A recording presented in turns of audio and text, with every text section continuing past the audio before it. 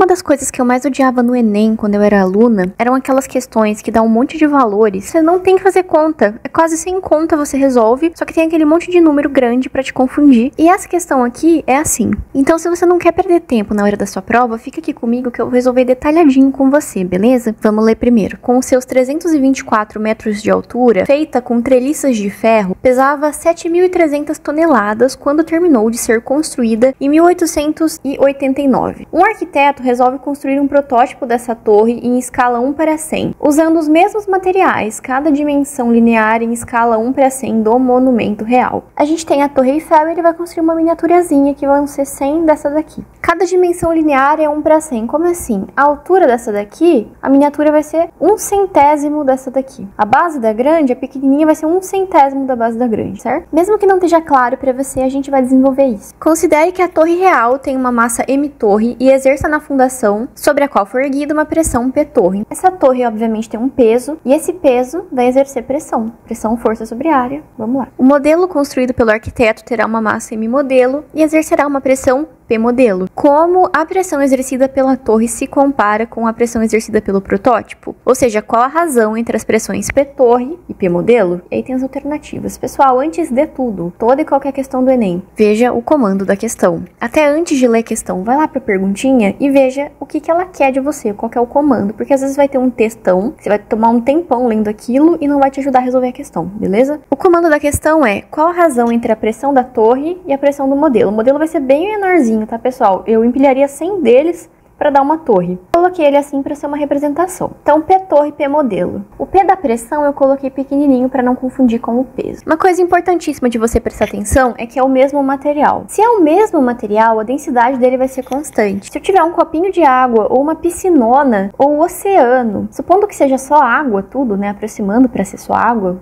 considerando sais e coisas que vão ter na água, vai ser água. A densidade vai ser igual. Se eu tiver uma gotinha, se eu tiver um copo, ou se eu tiver um mar. Então, esse que é o ponto aqui, é o pulo do gato dessa questão, um deles. Falou que é o mesmo material, a gente vai ter densidade constante, densidade, massa por volume. Precisa saber isso daqui. Depois a gente vai pensar o que é a pressão, já que a gente tá falando de pressão. Pressão é a força sobre área. Como assim? Maneira rápida aqui, se você não viu. Se eu apertar uma borracha que tem uma área grande, ou eu apertar assim a pontinha de um lápis, onde que eu vou me machucar mais? Onde que eu vou me pressionar mais? Ó, a pontinha ficou até marcada aqui no meu dedo. Força aqui constante. Onde tiver uma área menor, vai ter a maior pressão. É o que acontece com o lápis no meu dedo, me pressiona mais, beleza? Avançando aqui, essa força, nesse caso, vai ser o peso. E o peso é M vezes G, nesse caso aqui também. Que é reto, assim, né? Só o pezinho. A gente simplifica dessa maneira. A gente tem essa fórmula. O que a gente vai fazer aqui, o aluno que for rápido? A densidade, ela fala de volume. O que eu faço para o volume aparecer aqui? O volume não é a área da base vezes a altura? Essa definiçãozinha que a gente vê em matemática? O que eu vou fazer para ele aparecer aqui? Multiplico por H. Mas a equação é como se ela fosse uma balança. Eu multiplico de um lado, eu tenho que multiplicar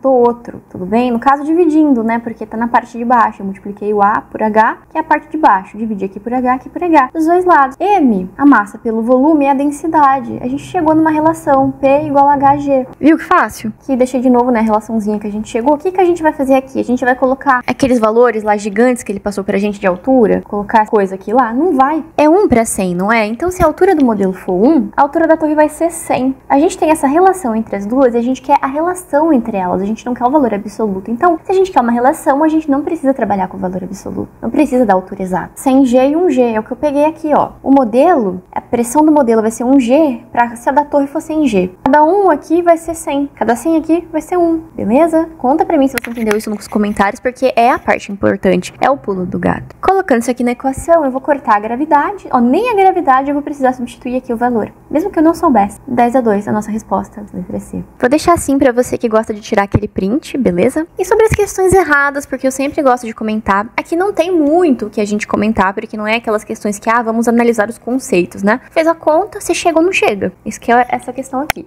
Mas o negócio é muita calma com as contas, e antes de começar a pegar esses números e jogar neles na equação, vamos trabalhar com as equações que a gente aprendeu antes de marcar qualquer coisa ou de sair fazendo as contas, tudo bem? Porque essa é uma daquelas questões que é o básico bem feito. Você vai pegar as equações que você estudou, com os conceitos bonitinhos que você estudou e vai fazer o básico bem feito, você vai acertar, certo? Muito obrigada por assistir até aqui e até uma próxima. E conta pra mim se você faria essa questão sozinho, se ela caísse na sua prova, ou sozinha. Pega o enunciado dela, tenta fazer e vê aí pra mim onde você enrosca e fala aqui pra mim nos comentários que a gente vai trabalhando isso pra você melhorar até a hora da sua prova, beleza?